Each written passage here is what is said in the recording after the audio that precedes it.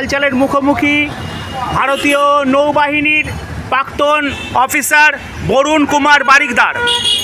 বরুণবাবু, এখন যে ইন্টারন্যাশনাল জিওপলিটিক্সে যে ব্যাপারটা চলছে, রাশিয়া, ভারত এবং চীন কাছাকাছি আসার যে ব্যবস্থা মোদিজি করেছেন এবং তিনি চীনে ছুটে গেছেন এবং ত্রিপাক্ষিক আলোচনা হয়েছে এবং আরও অনেক দেশের সঙ্গে আলোচনা হয়েছে এবং দেখা যাচ্ছে রাশিয়া, চীন, ভারত একটা ত্রিশক্তি জোট একটা হবে, এরকম একটা কথাবার্তা চলছে। তাতে তো ডোনাল্ড ট্রাম্প, আমেরিকান প্রেসিডেন্ট মহাখাপ্পা, তিনি প্ল্যানিংই করছেন যেভাবে হাসিনাজিকে বাংলাদেশের থেকে উৎখাত করেছেন, সেভাবে বিভিন্ন রকম উপায়ে পেছন দিক থেকে ষড়যন্ত্র করে নানা রকমভাবে মোদিজিকে মানে আমাদের এবং বিজেপি সরকারকে দিল্লি থেকে সরাবার একটা কিন্তু চক্রান্ত হবেই, একটা ভয়ঙ্কর চক্রান্ত হবে।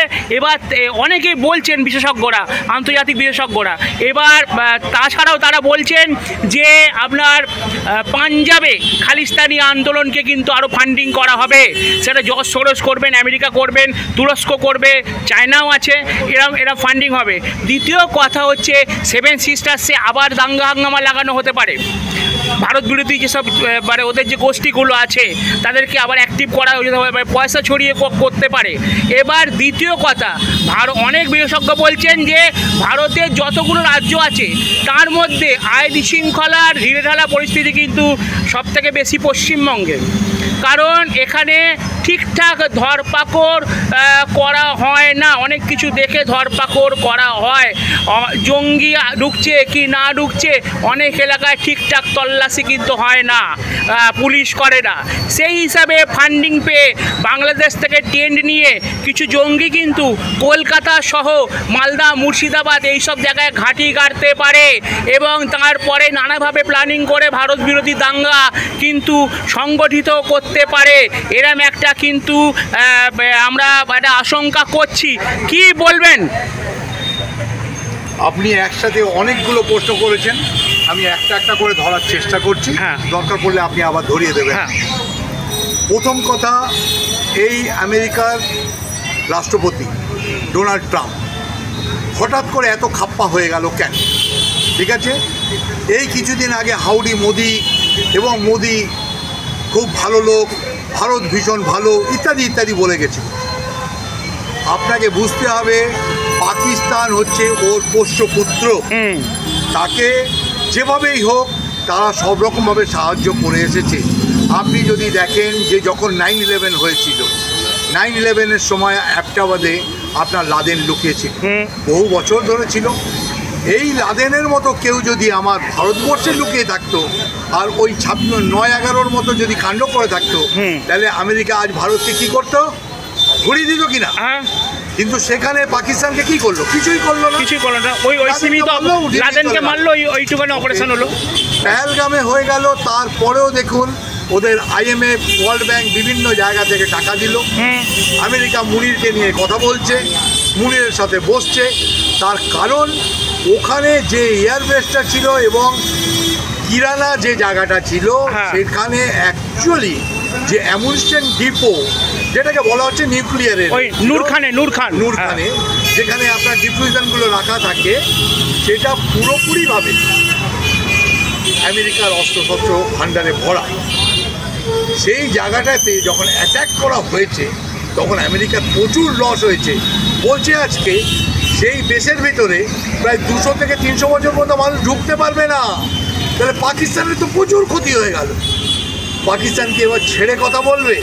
তারপরেও পাকিস্তান ওকে কিন্তু ফান্ডিং করে যাচ্ছে, আপনি দেখেছেন।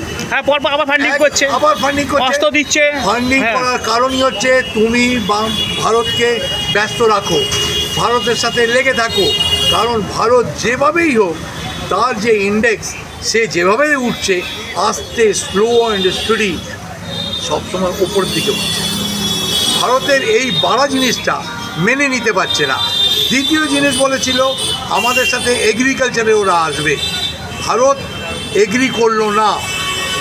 ওদের যে ডেয়ারি মিল্কের ব্যাপারটা আছে, দুধের প্রোডাকশনে এখন ভারতবর্ষ বলে সম্ভবত পুরো ওয়ার্ল্ডের মধ্যে 1 নম্বরে। একটা সময় ডেনমার্ক ছিল, হল্যান্ডেরা, যাই হোক। এখন ভারতের এই দুগ্ধজাত পদার্থ ওদেরও ভালো, আমেরিকারও খুবই ভালো।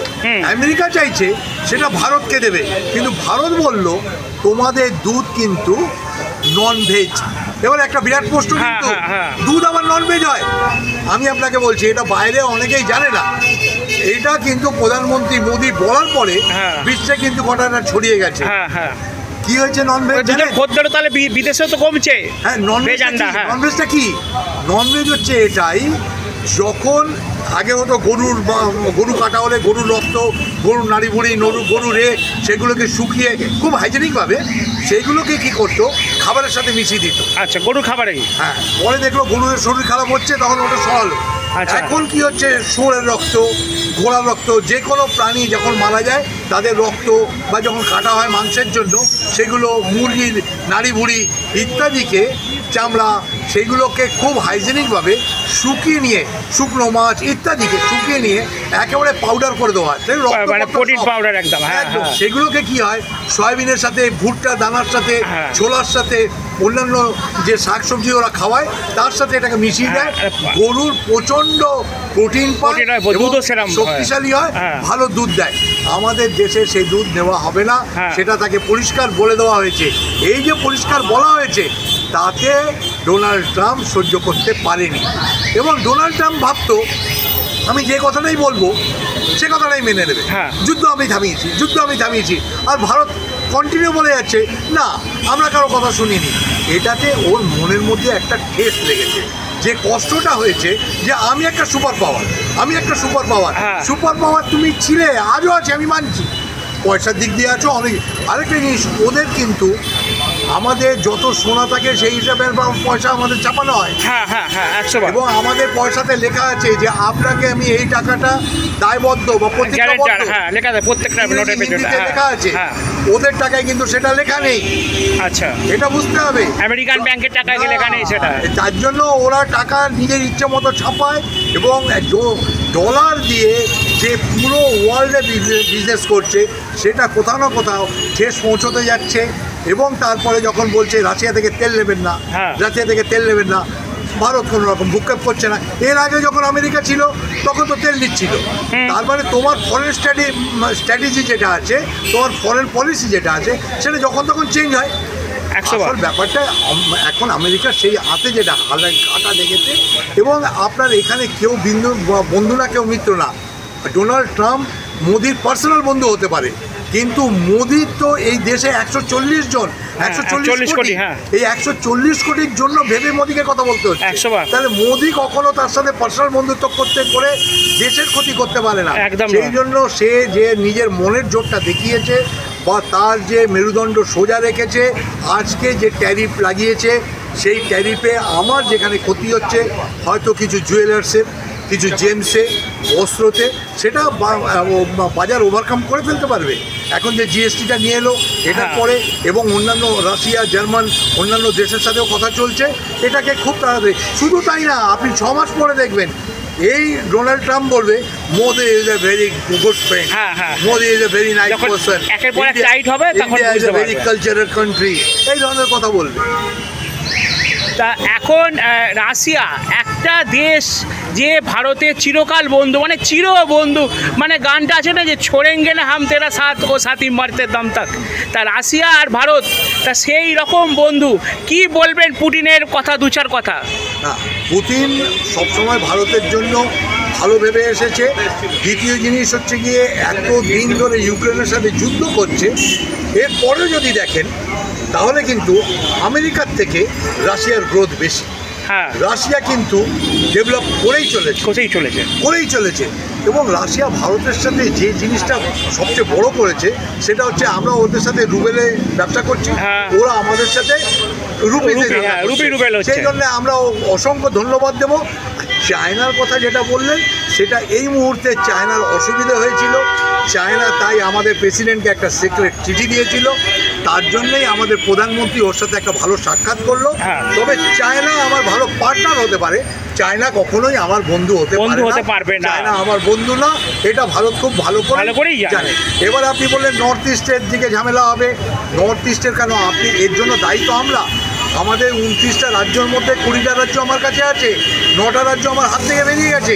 পাঞ্জাব আমার হাত থেকে বেরিয়ে গেছে, কাশ্মীর আমার হাত থেকে বেরিয়ে গেছে, নাগাল্যান্ড বেরিয়ে গেছে, মিজোরাম বেরিয়ে গেছে, আপনার মণিপুর বেরিয়ে গেছে। এদিককার রাজ্যগুলো তো আমার হাতেই নেই। কেরল তার মধ্যে এখন ওখানে ঢুকে যাবে। আপনি খালি এটা ভেবে দেখুন, যদি ভারতবর্ষে এখন এই মোদী সরকার বা ভারতীয় জনতা পার্টি না থাকে তাহলে ভয়ানক পরিণতির সৃষ্টি হতো। কি পরিণতিটা হতো একবার ভেবে দেখেছেন?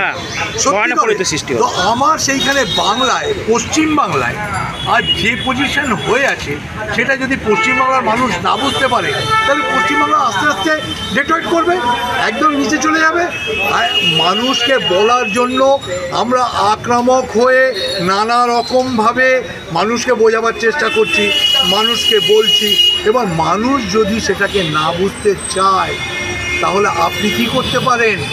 আপনি তো কিছু করতে পারবেন না, এর থেকে বেশি কি করবেন? তবে আমার একটা পজিটিভ সাইড দেখি যে 2016 পর থেকে ভারত মানে পশ্চিমবাংলায় বিজেপি কন্টিনিউ ভালো কন্ডিশনে ছিল, কন্টিনিউ এগিয়েই গেছে। খুব একটা খারাপ জায়গাতে ভারত মানে পশ্চিমবাংলায় বিজেপি নেই, বিজেপির খুব কম পার্সেন্টেজ ওদের থেকে কমে আছে। সেই জায়গাটা আমার মনে হচ্ছে খুব তাড়াতাড়ি রিকভারি করবে। এই রিকভারিটা হলে ভারতবর্ষের জন্য ভালো হবে, নর্থ ইস্টের জন্য ভালো হবে, এবং আমাদের এখানে যারা বাইরের লোক ঢুকে যাচ্ছে তাদেরকে আটকানোর যে ব্যবস্থাটা সেটা একটা অন্য সরকার না এলে করতে পারবে না। অনেক কিছু জানলাম, অনেক ধন্যবাদ। পরবর্তী সময় আসবো আবার অন্য কোনো বিষয় নিয়ে জানার জন্য।